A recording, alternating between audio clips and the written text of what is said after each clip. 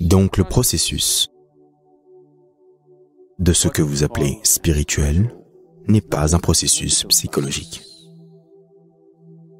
Votre mémoire n'a rien à voir avec ça. C'est un processus de vie. C'est un processus existentiel.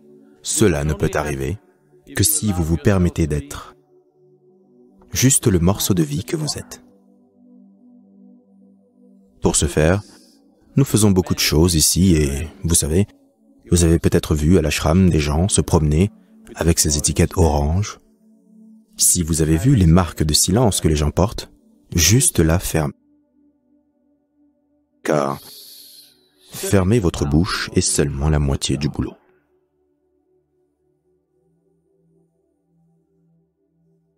Se taire est possible seulement quand vous ne pensez pas grand-chose de vous-même. Si vous pensez quelque chose à votre sujet, si vous pensez « je suis intelligent », comment pouvez-vous vous taire? Dites-le moi. Si vous pensez « je suis intelligent », comment pouvez-vous vous taire? Si vous réalisez que vous êtes vraiment stupide, que vous ne savez rien de cette existence, alors, n'est-ce pas? Ensuite, vous pouvez simplement regarder la vie avec un grand sens d'émerveillement, sans une pensée apparaissant dans votre esprit. Si vous pensez que vous êtes intelligent à propos de tout, vous avez des explications et des calculs et des bêtises dans votre tête. Si vous voyez une chose, 1000 pensées vont surgir, n'est-ce pas? Vous n'êtes pas assis ici dans ce satsang totalement silencieux. Vous êtes d'accord avec moi, en désaccord avec moi, faisant des commentaires en vous-même, faisant des commentaires sur les vêtements que quelqu'un porte à côté de vous, les appréciant, les critiquant. Tout se passe. Ai-je tort? Parce que le moment où vous imaginez qu'il y a une valeur à ce que vous pensez, alors vous ne pouvez pas l'arrêter. Pas moyen de l'arrêter. Ça va continuer encore et encore et encore. Quand vous voyez qu'il n'y a absolument aucune valeur de vie dans votre processus de pensée, que c'est juste de la mémoire qui se recycle, en fait, c'est les mêmes bêtises qui se recyclent. Mais si vous êtes excité, si vous êtes épris par ce recyclage, si vous pensez que c'est génial, vous ne pouvez pas l'arrêter.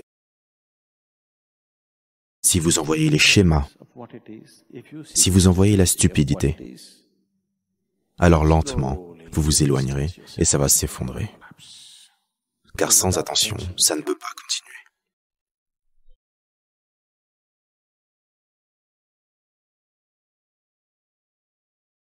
Runanubandha signifie la mémoire physique que vous portez en vous. Ça peut se produire du fait de liens du sang, ça peut aussi se produire du fait de relations sexuelles. Ce corps a une certaine mémoire. Il n'est pas juste de parler de mémoire génétique. Runanubandha n'est pas comme les facteurs génétiques qui se transmettent du parent à l'enfant. Pas à ce niveau. Il y a une mémoire physique qui se souvient d'où vous venez. Pas nécessairement en ce qui concerne la couleur de votre peau, la forme de votre nez, la façon dont vous êtes construit, votre race, pas ça. C'est juste que si simplement vous tenez la main de quelqu'un, vous allez développer Runanubandha. C'est la raison pour laquelle en Inde, si vous arrivez, les gens font comme ceci. Ils ne veulent pas faire ça. On va vous aimer comme ceci. Et il y a beaucoup de choses, ils ne vont pas donner certaines substances. Personne ne va vous donner de sel, ou ne va recevoir de sel de votre part. Si vous essayez de leur donner du sel, ils vont vous dire « posez-le là ». Ils ne veulent pas le prendre de vos mains. Les graines de sésame, ils ne vous les prendront pas. Certains types de terre, personne ne voudra les recevoir de vous. Si vous voulez donner de la terre à quelqu'un, n'importe quel genre de terre, il y a des rituels où la terre est donnée. On vous dit toujours, posez-la ici, je la prendrai de là. Vous ne la prenez jamais des mains de quelqu'un. Parce que vous allez développer Runanubandha. Parce que la culture est constamment consciente du fait d'éviter de créer des dépendances. Pour maintenir les dépendances de la vie au minimum, seulement dans la mesure où c'est nécessaire, parce que vous travaillez à votre libération. C'est pour cette raison que cette conscience et que ces niveaux de réceptivité sont apparus. Donc le corps se souvient, toutes sortes d'intimités, pas seulement avec un autre corps physique, toutes sortes d'intimités, même avec n'importe quelle substance physique. Il s'en souvient. Certains types de substances sont plus aptes à produire cela, d'autres types le sont moins. Donc, c'est pour cela qu'ici, dans le temple, ils font Klesha Nashana. Est-ce que quelqu'un l'a fait? Le lavage au feu?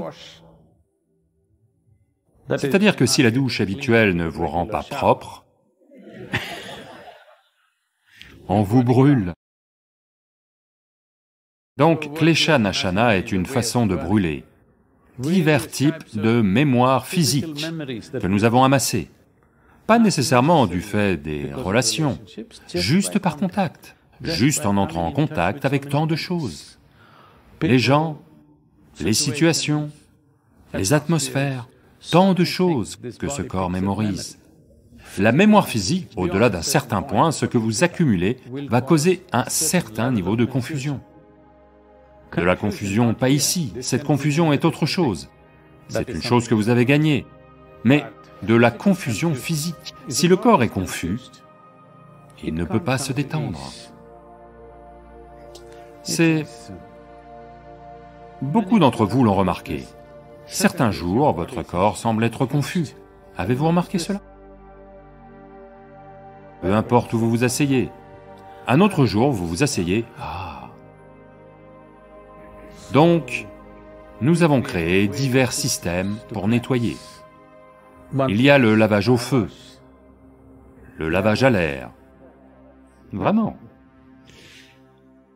Bien sûr, le lavage à l'eau tous les jours.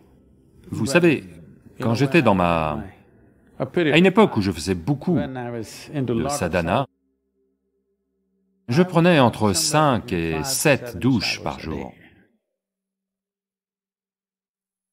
Parce que votre système devient si sensible, vous vous êtes assis sur ce coussin, maintenant vous êtes conscient de ce que ce coussin vous fait.